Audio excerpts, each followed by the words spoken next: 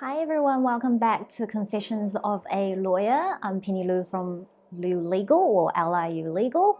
I've confessed on property buying topics including foreign ban and buying off the plans.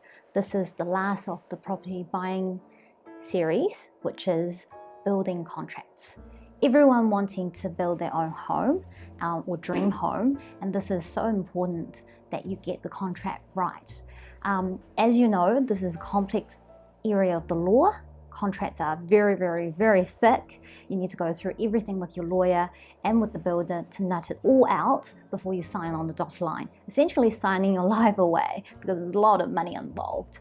So obviously this is not a session where I can go through every single thing with you, but maybe on 3 points that you need to think about when you sign on the dotted line. First, if you're thinking you're signing a fixed contract or fixed price contract, think again.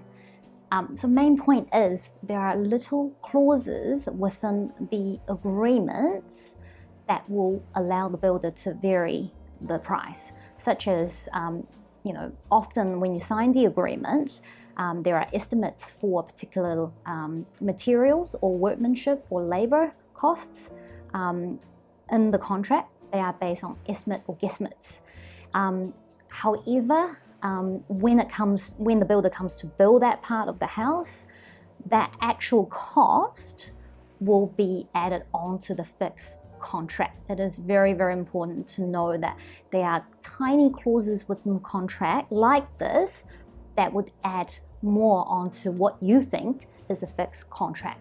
So you need to work with your lawyer and your builder to make sure you limit those clauses as much as possible, and also, if you can, to actually limit it full stop so that you've got a fixed price contract.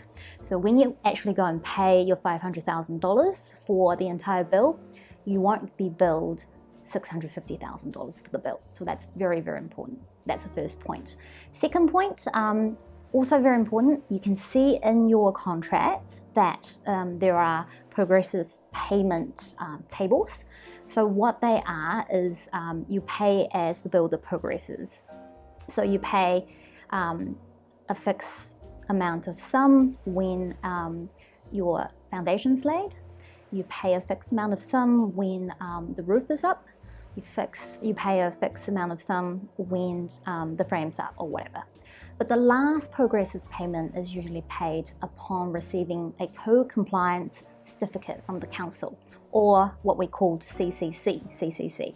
So what does CCC actually mean? So CCC means that the council has certified that your bill complies with the building code or the law. So it's okay for you to go and live in it. So that's a very important piece of the certificate that you need to receive.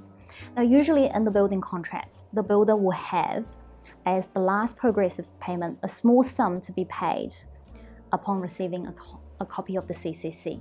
What we lawyers do when acting for the purchasers is that we'll make that last payment slightly larger than what the builder would like to be, because as long as you're holding on a bit more money, there's a bit more incentive for the builder to actually get the CCC for you, because the application process takes ages with the council, and because builders can get really busy, they move on to the next project pretty quickly, so they may forget about you.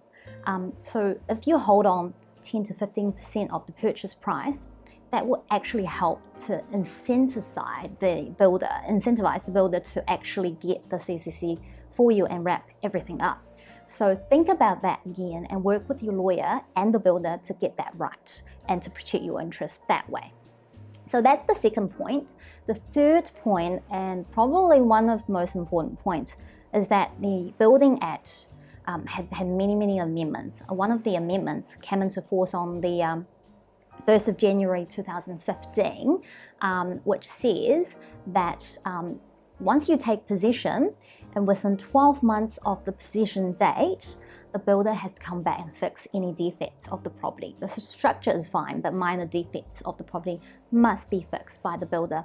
This is what the law offers to consumers like you and me, the right to get these things fixed. Now, Even if your building contract doesn't have that clause or have a lesser clause, say 60 days or 90 days, the 12 months still applies to your contract because it's compulsory. Okay, it's a law change compulsory. Unfortunately, with building contracts that I've seen over the years, even though the new law had came into force on 2015, so 4 years ago now, you still see a lot of contracts have none of these clauses included in the contract. Just like I said, the law applies to you compulsorily anyway, automatically, but again, builders are really, really busy people.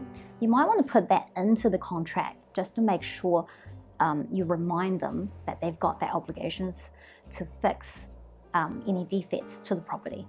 So those are 3 most important points that I will pull up and I will discuss with my lawyer and the builder to sort a few clauses out to protect your interests. Hopefully this helps you. If these videos actually help you to understand different laws, please subscribe to my YouTube channel. Thank you very much.